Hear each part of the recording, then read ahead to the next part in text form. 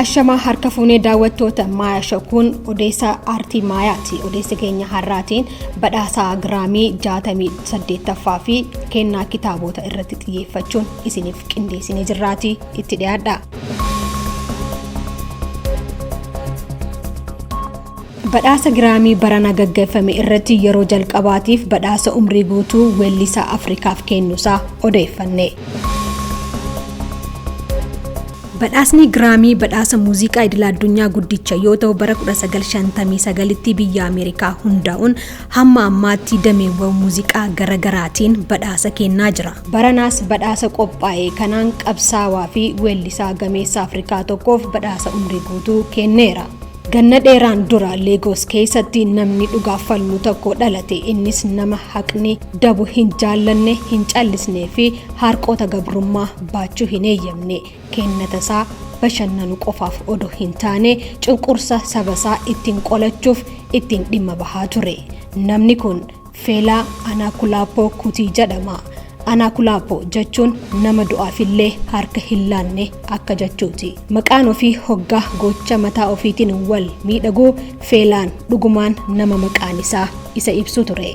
Ijoollummaan jaalala muuziqaaf qabu kashkaashaa guddate. Maatii baratee fi dammaqiinsa siyaasaa qaburraa dhalate. Haati isaa addee Funmilaayoo Ramsam Kuti falmattuu dhala namaa fi mirga dubartootaa yoo taatu, abbaan ammoo durataa mana barumsaa ture. Bara 1958 barumsa fayyaa haa baratuuf gara Londanitti erginaan inni garuu muuziqaa filachuun kolleejjii Trinitiirraa yaacina muuziqaa fi tiraampheetii barateera. Bara 1960moota keessaa imala isaa gara Ameerikaa taasiseen muuxannoo siyaasaa fi muuziqaa gonfachiisee daranuu sochii diddaa gabrummaa gurraachootaa fi muuziqaaf anaannachiise. Achis gara Naayijeriyaatti deebi'uun Afrobeat hundeesse.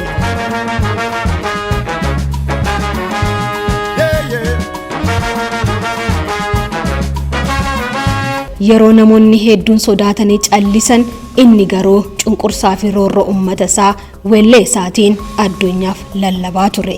Sababa kanaan yeroo hedduu mootummaan yeroo sanii mana isaa diguu, reebuu fi hidhaan dararaa ture. Marraa 200 oliifis hidhamuun dararameera.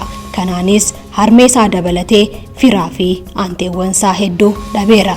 Kun hundi garuu Fela Kuti weellisuurraa hin daangeessine.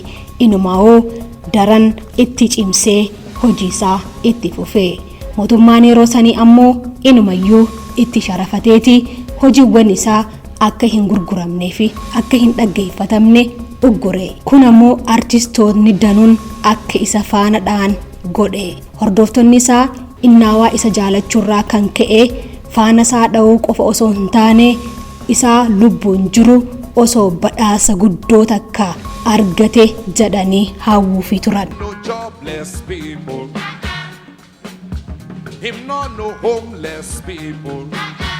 Badhaasni muuziqaa Grammy gameeyyiin muuziqaa ittiin badhaafaman kan baranaa yookaan 68ffaan garuu badhaafamaa umrii guutuu Afrikaa isa jalqabaa gochuun Fela Kuti angeesseera. Hundeessaa Afrobeat kan ta'e Fela Kuti erga inni addunyaa kanarraa galee ganna 30 booda Afrikaarraa badhaafamaa umrii guutuu Grammy yookaan Life Time Grammy Award bara 2026 ta'eera. Artistoonni fi dinqisiifattoonni isaa akkasiin isa dhaadheessan.